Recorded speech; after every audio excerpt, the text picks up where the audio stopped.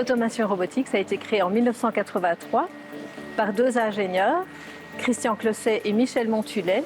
Leur but était de fournir à tout type d'industrie des solutions automatiques. Et puis un jour, ils ont été contactés par la société Buchmann qui leur a demandé une machine pour emballer les verres de lunettes. À ce moment-là, pour Christian Closset, c'était clair. Avant d'emballer les verres, il fallait les contrôler. Et c'est comme ça qu'Automation Robotics est entrée dans l'industrie optique ophtalmique. Notre core business, c'est le positionnement automatique et le contrôle précis des verres de lunettes. On peut dire qu'on est donc expert en métrologie optique.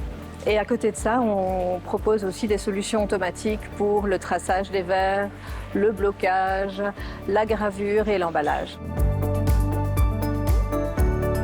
Les défis auxquels on est confronté, c'est d'abord en termes d'innovation. Pour pouvoir maintenir notre élément différenciant, qui est essentiellement au sein de nos produits, et des technos qui y sont intégrés, c'est de pouvoir continuer à faire évoluer cette technologie. Deuxième défi pour permettre de garder cet élément différenciant, eh bien, en termes d'innovation, c'est de créer un écosystème qui permet cette innovation. On peut l'adresser au niveau interne, en l'approchant, en appréhendant l'innovation de manière beaucoup plus transverse et en rassemblant aussi bien les métiers que les technos pour permettre à l'innovation de prendre forme de manière beaucoup plus rapide. Les forces chez Automation Robotique, je dirais qu'elles sont diverses. Le premier élément, c'est qu'on est leader mondial. Et cette position de leader mondial, ça représente quand même un avantage important. La deuxième, c'est qu'au fil du temps, la société existe depuis 1983, on a créé une relation de confiance avec nos clients. Et ça, c'est quelque chose qu'on peut percevoir régulièrement et qui est un élément important aussi. La troisième, ce sont nos produits. Les produits et les technos font qu'on amène un élément qui nous différencie des autres.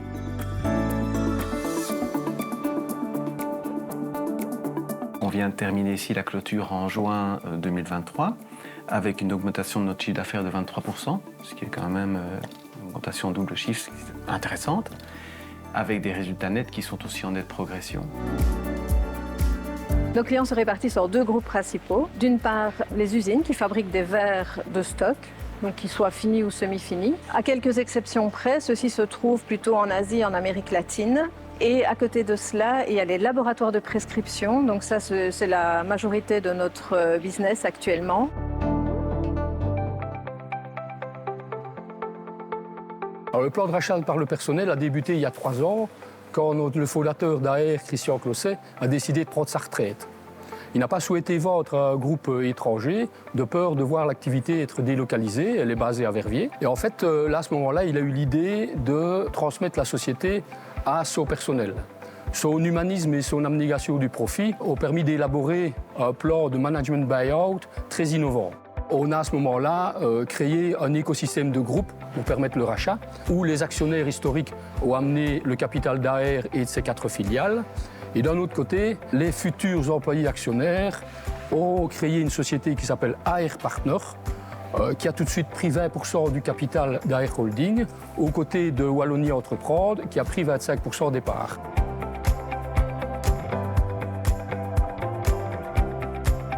Wallonie Entreprendre, alors c'est avant tout un partenariat et un partenaire. Alors un partenaire financier parce que c'est grâce à eux que la transmission de l'entreprise et donc des actions aux employés est possible. Comme partenaire financier, c'est important pour nous de les avoir à nos côtés.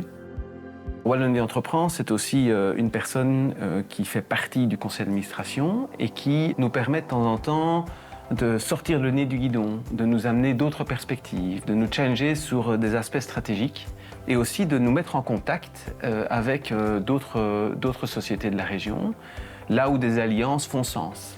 Et donc on bénéficie aussi du réseau de Wallonie Entreprendre, qui est bénéfique pour la société. C'est également cette volonté de maintenir l'emploi en Wallonie. On a fait le choix de ne pas revendre la société à un grand groupe industriel, de maintenir l'ancrage en Wallonie et l'emploi en Wallonie, et c'est ce que défend aussi Wallonie Entreprendre. Et donc là, les intérêts se rejoignent. Très clairement, c'est une belle histoire qui a démarré il y a quelques années et qui va continuer à se construire.